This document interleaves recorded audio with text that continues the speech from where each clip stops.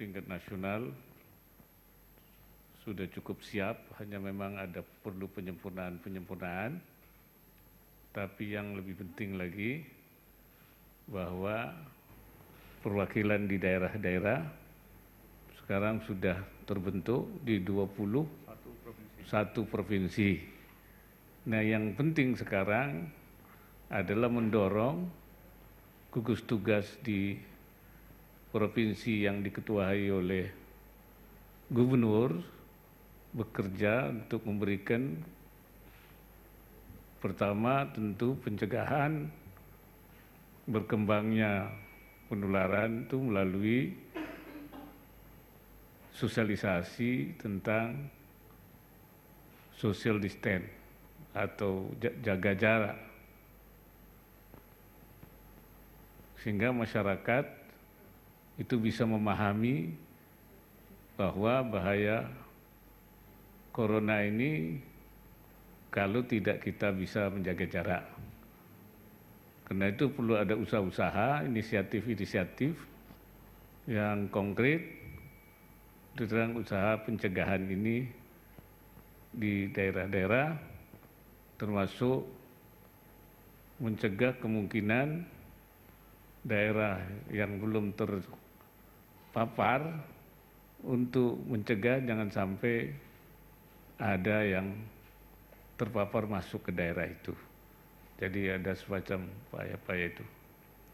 Kemudian juga upaya penyiapan APD, kemudian tes rapid test yang juga alat-alatnya sudah mulai ada. Sekarang sedang dilakukan distribusi ke seluruh daerah, sehingga diharapkan bahwa dalam waktu yang dekat kebutuhan alat pelindung maupun juga alat tes bagi mereka yang dicurigai itu sudah terjalin dengan baik. Dan saya ingin mengajak selain kepada gubernur dan gugus tugas di daerah, juga kepada para ulama, para pemimpin agama, ini supaya mentaati seruan-seruan pemerintah.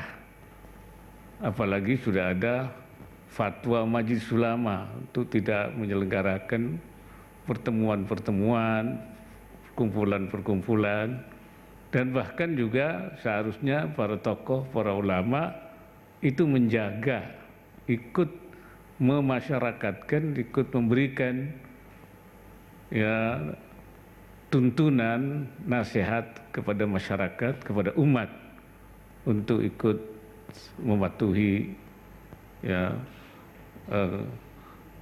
seruan-seruan pemerintah ini. Ini barangkali yang menjadi penting supaya juga semua pihak, lalu menurut Pak BNPB, semua pihak ikut bersama-sama ya bergerak sesuai dengan arah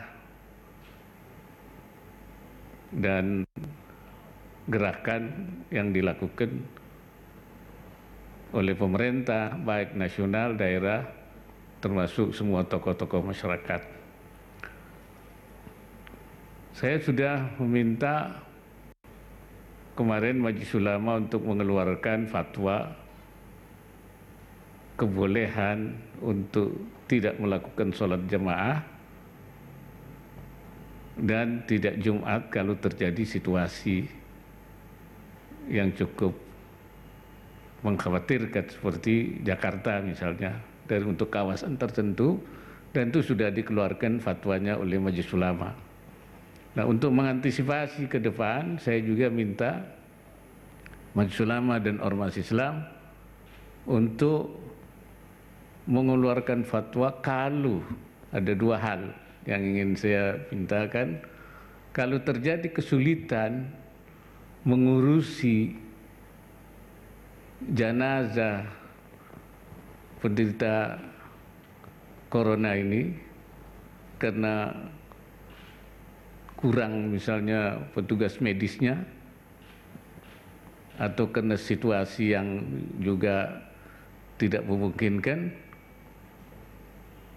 kemungkinan untuk tidak dimandikan misalnya, kami ingin meminta supaya Majelis Ulama dan Ormas Islam membuat fatwa sehingga tidak kesulitan kalau itu terjadi. Yang kedua juga, ketika para petugas medis itu menggunakan alat pelindung diri sehingga pakaiannya itu tidak boleh dibuka sampai 8 jam, kemungkinan dia tidak bisa melakukan, kalau mau sholat tidak bisa wudhu, tidak bisa tayamum. Saya mohon ada fatwa, misalnya tentang kebolehan orang yang sholat tanpa wudhu, tanpa tayamum. Ini menjadi penting sehingga mereka, para petugas, menjadi tenang. Kalaupun dia mungkin sudah terjadi itu kan? Sudah terjadi, jadi harus ada fatwanya. Kalau dalam bahasa agamanya itu faqidut tahurain, orang yang tidak punya wudu, tidak punya tayamum, tapi dia sholat. Ini sekarang sudah dihadapi oleh para petugas medis. Karena itu saya meminta Majelis Ulama untuk membuat fatwa dua hal itu. Saya kira itu beberapa hal yang patut saya sampaikan, dan saya terima kasih pada BNPB yang sudah memberikan penjelasan dan berbagai hal yang sudah disiapkan. Karena itu saya dengar tadi memang kita harus semua bersatu, jangan ada yang berbeda, tidak perlu lagi ada polemik-polemik, tidak perlu diskusi-diskusi, tapi bagaimana menjalankan langkah-langkah pengamanan, penanggulangan secara bersama-sama, termasuk bagaimana menangkal melalui menjaga jarak, ya, dan tidak lagi melakukan kerumunan, apalagi sampai kemudian berekreasi ya di tempat-tempat liburan. Dan bagi anak-anak yang sekarang misalnya diliburkan tidak sekolah, itu bukan berarti libur, ya, bukan berarti dia boleh kemana-mana, tetapi dia belajar di rumah.